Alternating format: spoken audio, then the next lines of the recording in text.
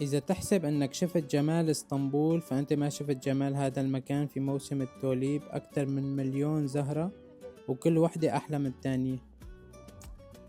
أنا بحديقة أمير جان، وحديقة أمير جان اليوم الزحمة مو طبيعية أبدا.